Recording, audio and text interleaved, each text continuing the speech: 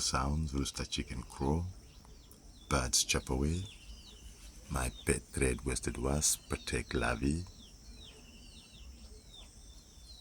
Cocooned in their silk cocoons. Wasp chewing on bugs that they do mix with saliva to feed the larvae. Beautiful scene. So that's a wasp down.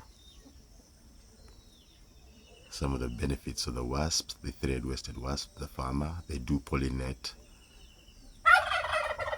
the plants as well.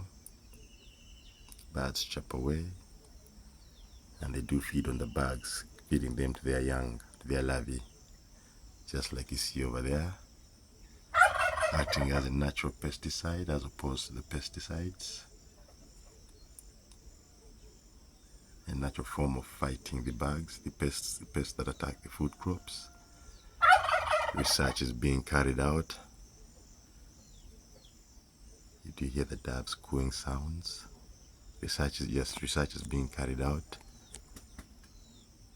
using the saliva of the wasps because it's got a waterproof element,